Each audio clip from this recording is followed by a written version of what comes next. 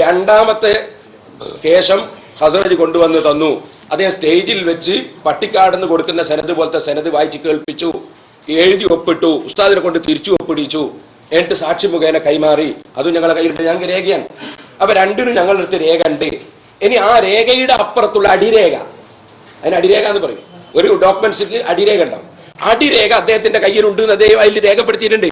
ആ അടിരേഖ പോയിട്ട് അദ്ദേഹത്തോട് വാങ്ങാനും പരിശോധിക്കാനും അവർ തയ്യാറാകുന്നില്ല. അവർ പെട്ടെന്ന് തന്നെ ഇതിനെതിരായിട്ട് പ്രഖ്യാപിക്കുകയാണ് പഠിക്കാതെ.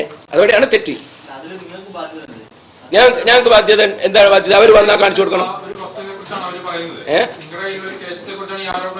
ഓക്കെ. അല്ല, ഒന്നാമതായി അടിരേഖ ഞങ്ങളല്ല, അടിരേഖ ഞങ്ങൾക്ക് തന്നാളാ പ്രസിദ്ധീകരിക്കട്ടെ.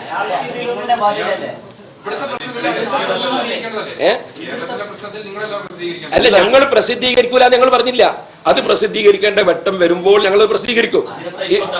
ഇപ്പൊ തടസ്സം ഞങ്ങൾക്ക് അയാളുമായിട്ട് ഒന്ന് ബന്ധപ്പെടാം. അത് ബന്ധപ്പെടാണ്ട് അടിരേഖ തരാൻ അടിരേഖയുള്ളവരോടല്ലേ ചോദിക്കേണ്ടത് പറയുന്നത്. നമുക്കൊരു പറമ്പ് വിറ്റാല് അടിരേഖയുള്ള ആളെടുത്ത് വേറെയും കുറെ ഉണ്ടാവൂലേ? അപ്പൊ അല്ല, അയാളെടുത്ത് ബന്ധപ്പെട്ട് വാങ്ങണം.